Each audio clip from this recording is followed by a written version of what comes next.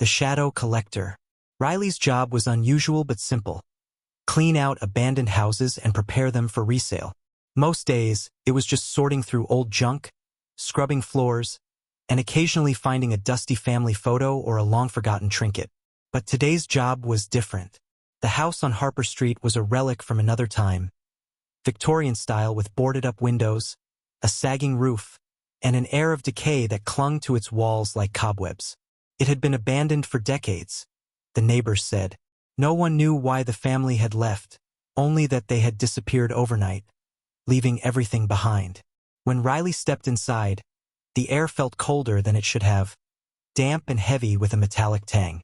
She clicked on her flashlight, illuminating the chaos. Overturned furniture, shattered glass, and yellowed newspapers scattered across the floor. It looked as if someone had ransacked the place. "Great," she muttered, pulling on her gloves. "This is going to take forever." As she moved from room to room, something about the house felt wrong. Shadows seemed to linger just a little too long after her flashlight moved. The air was thick with silence, broken only by the creak of floorboards under her boots. She brushed it off. Old houses always felt eerie.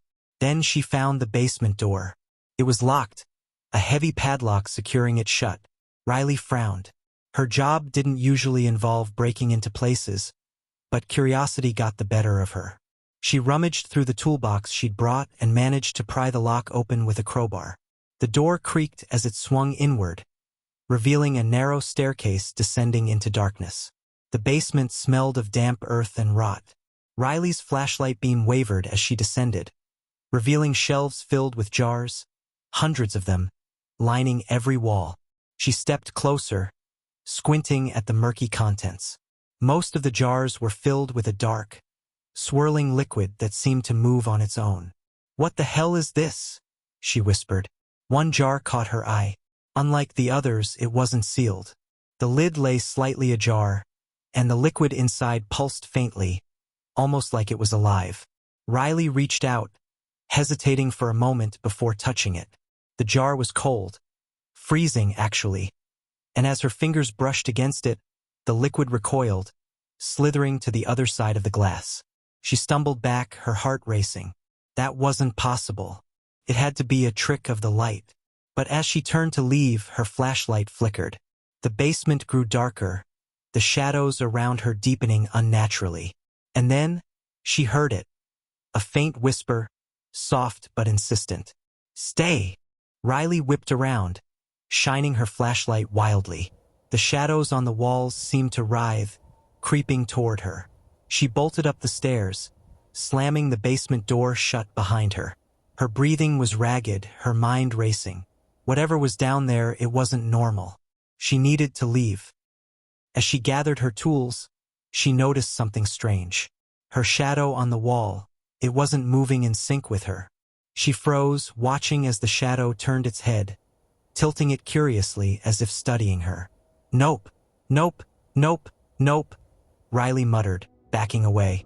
But the shadow followed her, stretching across the wall, growing larger and darker. She grabbed her flashlight and shone it directly at the wall, but the light didn't dispel the shadow. It only made it grow. "Leave," the shadow whispered, its voice low and guttural. "Or join us." Riley didn't wait to find out what that meant. She grabbed her bag and ran out of the house, slamming the door behind her. As she stood on the porch, trying to catch her breath, she realized the sunlight felt weaker, dimmer. She looked around and noticed something chilling. Every shadow, from the trees to the street signs, seemed to be moving, reaching out toward her. She sprinted to her car, started the engine, and didn't stop driving until she reached her apartment. Only then did she feel safe. She laughed nervously, convincing herself it had just been her imagination. The house was creepy. Of course her mind had played tricks on her. But when she stepped into her bathroom to wash her face, she froze. In the mirror, her reflection looked normal, but her shadow behind her didn't match her movements. Stood still, watching her, and then it smiled.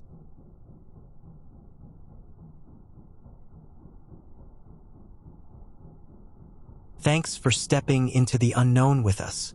If this story gave you chills, Hit that like button, drop a comment with your favorite twist, and don't forget to subscribe, because the best stories always have another chapter waiting. See you in the shadows.